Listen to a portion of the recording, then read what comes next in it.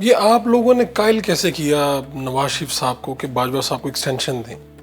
باجوہ صاحب کے تو وہ خلاف تھے، انہوں نے نکالا تھا، ان کی بری حالت ہو گئی تھی، کسی نے قائل نہیں بیٹی کیا، جیل میں تھی، خود جیل میں تھے، برے حالات تھے، کسی نے قائل نہیں کیا اور نہ قائل کرنے کی ضرورت تھی۔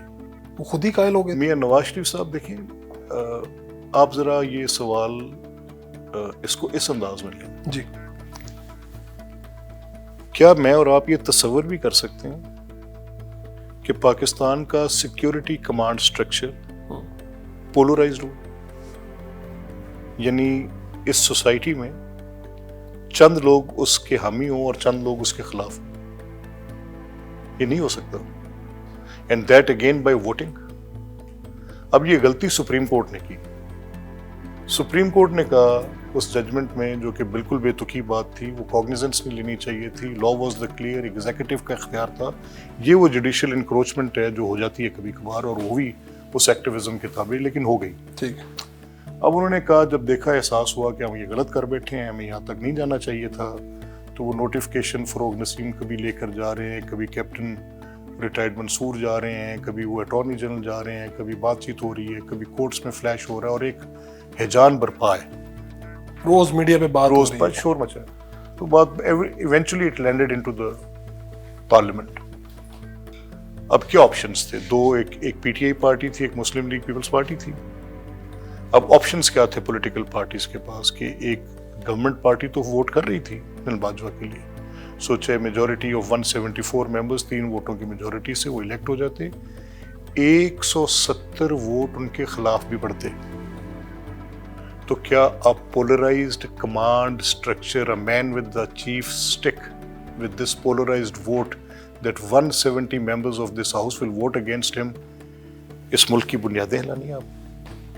لیکن اسی چیف پہ جب آپ الزامات لگا رہے دیکھیں، ہیں، وہ جب آپ کہہ رہے ہو پاکستان کو تباہ کرنے کا ذمہ دار ہوں، یہ آپ کا ان کانسیکوینس جو سوال ہے وہ اس بات کو ڈیل نہیں کرتا۔ اب آپ ایک نئے سوال پر چلے، تو ایک نئی سچویشن کریٹ کرتے ہیں۔ اب آپ ایک نئے سوال پر چلے۔ عاصم منیر صاحب کو یہی سچویشن آ جائے اور اب آپ کھڑے ہیں حکومت میں پی ٹی آئی کی جگہ، اور پی ٹی آئی آپ کی جگہ پہ کھڑی ہے، تو ٹھیک ہے نا، کہ کرتے ووٹ خلاف کو بتائیں، یہ تو کوئی تو وائی ڈڈ دے ابسٹین؟ یہ دیکھیں، اس میں ان کی حکمت ہے، اچھی بات نہیں، یہ حکمت سے ہوا ہے۔ نہیں۔ دیکھیں، میں کہہ رہا ہوں کہ وائی ڈڈ دے ابسٹین، میرا تو ایک سوال ہے۔ ٹھیک ہے، لیکن اب یہ صورتحال کہ اس میں اب کوئی دیکھیں نا، اب اس کی پولیٹیکل کریکٹنس پہ جائیں۔ نہیں، اگر تو یہ پہلا سوال طے ہوا کہ پولرائزڈ کمانڈ اسٹرکچر نہیں ہو سکتی، نہیں ہو سکتی، نہیں ہو سکتی، یہ بات طے ہوگی۔ ہاں، میرے دباؤ میں تو نہیں کہہ رہے آپ؟ نہیں بالکل نہیں، کسی قسم کا کوئی کوئی دباؤ نہیں نا، آپ بالکل آنےسٹ اپنے فیئر سے کہہ رہے ہیں۔ ہاں بالکل، ابھی تک تو ایسا کچھ نہیں، میں دینا، I am just putting this question on a very argumentative based. آپ وڈیت صاحب اس بات پہ کنونسڈ ہیں کہ پولرائزڈ کمانڈ اسٹرکچر نہیں ہو سکتا؟ بالکل ٹھیک ہے، چلیں، اب یہ سیٹل ہوئی بات، اب آگے آ جائیں، اب آئیں اس ایکٹ کی پولیٹیکل کریکٹنس پہ۔ پولیٹیکل کریکٹنس میں کیوں کہہ رہا ہوں؟ ایک ہے کہ ایک آپ آرمی چیف کو ایکسٹینشن دیتے ہیں، رائٹ؟ ایک ہے کہ سروس کی ایج میں 3 سال کا آپ اضافہ کرتے ہیں۔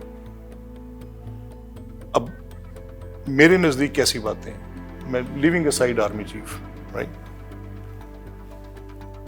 The service bill of pensioners is increasing than the ones those who are in service. 62 سال کی عمر کس دور میں ہوئی، کب ہوئی، کس لیے ہوئی، جب لائف ایکسپیکٹنسیز کیا تھیں، وہ کب سے اس طرح سے آپ نے رکھ کے چھوڑی؟ آج کی دنیا میں 62 سال کی عمر رکھ کے ریٹائر کرنا اور پھر پوری پینشن دینا۔ ایک جج آپ کو پتہ ہے کتنی پینشن لیتے؟ کتنی؟ 20 لاکھ کے قریب ماہانہ۔ یہ جو جنرل ریٹائر ہوگا کتنی لے گا پتہ ہے آپ کو؟ کتنی؟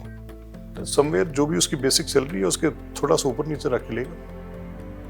تو اگر یہ 3 سال ٹو کنٹریبیوٹ کریں ان دیئر ایکٹیو سروس، تو کتنے بلینز کا آپ کو پتہ ہے اس سے فرق پڑے گا اسٹیٹ کی اکانومی میں؟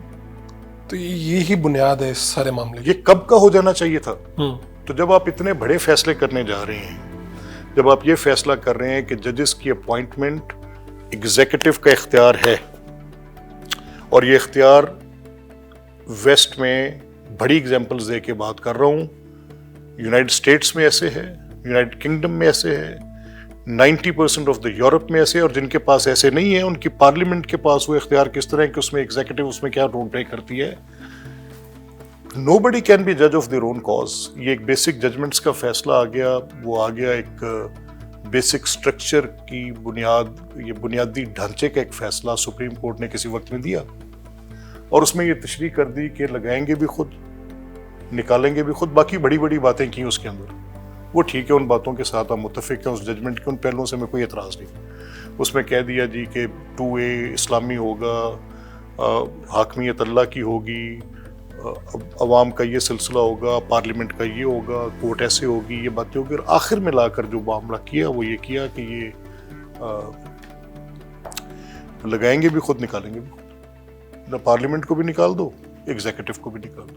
تو جب آپ اتنے بڑے بڑے کام کر کے درستگی کر رہی ہیں 26ویں ترمیم کے، آپ ذرا مندرجات میں سے گزرے تو صحیح. اچھا، میں اس کے مندرجات بہت سی اس ترامیم میں آپ سے زیادہ خوش ہوں گا اس بات، لیکن میں جب ماحول دیکھتا ہوں، میں دیکھتا ہوں کہ ایک طرف سے مینگل صاحب نکلتے ہیں، بتاتے ہیں میرے سینٹر اغوا ہوئے ہیں، ان کے بیانات مختلف انداز سے آتے ہیں. میں دیکھتا ہوں PTI کے کوئی MNA اغوا ہوتے ہیں، ان کی بیگم آ جاتی ہیں سامنے، کسی کی والدہ پکار رہی ہیں، کہیں سے کوئی برآمد ہوتا ہے. ایسے ماحول میں آپ کو نہیں لگ رہا کچھ ہے مسئلہ کہیں؟ اچھا نہیں، دیکھیں بات سنیں، یہ چیخو پکار تو میں بھی کرتا رہا ساری کی ساری. میری چیخو پکار پہ کسی کے جذبات نہیں بدلے، اور ایک شخص جو 2 بیان دیتا ہے، 2 باتیں خود کرتا ہے. ایک صاحب آ کے کہتے ہیں جی مجھے اٹھا لیا، اور پھر وہی صاحب کہتے ہیں جی مجھے نہیں اٹھایا. اب وہ کوئرشن، وہ پریشر اس پہ، وہ he is inclined to vote for that purpose, and somebody who جو اس کو اس کے اوپر پارٹی کے ان ٹرولرز کا، ان کے جو وہ اپنی درست سمت میں جانا چاہتا ہے شخص، لیکن وہ جو پیچھے اس کو گالی دے رہے ہیں، اس کے گھر کے اوپر بلوائی بن کر حملہ کر رہے ہیں، جو وہ حملے نہیں. آپ کہہ رہے ہیں سوشل میڈیا پریشر پہ یہ اپنے رائے بدل، لوگوں کے گھروں پر حملے کیے جا کر، لوگوں کے ڈیروں کے باہر جا کر حملے کر دیے. ان کے آپ نے یہ 9 مئی رکی تھوڑی ہے آج، یہ کل خواجہ آصف پہ چاقو لے کے چڑھ دوڑے، یہ کل جو فائز عیسیٰ صاحب کے ان کی گاڑی پر حملہ ور ہو گئے، یہ لوگوں کے گھروں پر جا کے دندناتے حملہ ور ہو گئے. کیا کریں گے ہم؟ اب میں کس ایکٹ کو مانوں، کون سا ایکٹ غلط ہے اور کون سا صحیح ہے؟ ایک طرف یہ ایک بدترین فسطائیت کا رخ اختیار کرتی ایک سیاسی گروہ، اور جو اپنے سوا کسی کو درست نہیں سمجھتا، اور جو اس سے ڈسینٹ کرتا ہے، اس کو مارنے میں اتراتا ہے، اس کے گھروں کو چلانے پہ چلا جاتا ہے، وہ اس کی فیملی کو جا کے وہ ٹارنش کرتا ہے، ان کی بچوں کی تصویریں لگا کر ان کے اوپر ولگیرٹی کے ساتھ بات. What are we talking? لیکن میں ان تصاویر کا کیا کروں جب میں عثمان ڈار کو، صداقت عباسی، ان لوگوں کو زبردستی کے انٹرویوز میں دیکھتا ہوں، ان کا میں نے کیا کرنا ہے؟ دیکھیں یہ تو پھر میرا یہ ماننا ہے، میرے دوست ہیں عثمان بھی اور صداقت بھی، میں ان کے ساتھ ہوں اس بات پہ، لیکن دیانتداری کے ساتھ یہ میں ان سے کہہ رہا تھا، میں نے ان سے خود کئی بار یہ کہا جب عمران صاحب کا سورج سوا نیزے پر تھا، اور جب بڑا تم تراک تھا، اور بڑے کرو فرق کے ساتھ یہ صاحب ایسے پھرتے تھے جیسے دنیا ان کے بالکل قدموں کے نیچے ہے، اور یہ تا حیات پرپیچویلٹی کے ساتھ یہاں پر آ کر جلوہ افروز ہو گئے ہیں. تو ہم ان سے کہتے تھے کہ یہ جو کچھ آپ کر رہے ہیں مناسب نہیں ہے. ہم ان سے کہتے تھے کہ اس طرح سے لوگوں کی قید و بند مناسب نہیں ہے. ہم ان سے کہتے تھے کہ لوگوں کے گھروں پر اس طرح ان کے گھروں کو مسمار کرنا مناسب نہیں ہے. جس دن میاں نواز شریف کے گھر پہ یہ کرینز لے کر چڑھ گئے تھے، تب میں نے ان سے خود، انہی میں سے ایک صاحب کو میں نے خود ٹی وی ٹاک شو پہ بیٹھ کے کہا، میں نے کہا واٹ آر یو ڈوئنگ؟ میں نے کہا آپ کو پتہ نہیں ہے کہ یہ چیزیں مکافات عمل دنیا میں ہے. اب اگر ایک لافل ایکشن کے نتیجے میں ایک آپ نے کوئی ایسا ایکٹ کیا ہے جس ایکٹ میں آپ کے خلاف کوئی اسٹیٹ کی مشینری ان ایکشن آتی ہے اور آپ کو وہ پکڑتی ہے، تو آپ پھر واویلا کرتے ہیں اور سیاسی جگہ پہ جا کے کھڑے ہو جاتے ہیں، کہتے ہیں نہیں میرے ساتھ زیادتی ہو. ایسے تو نہیں ہوتا.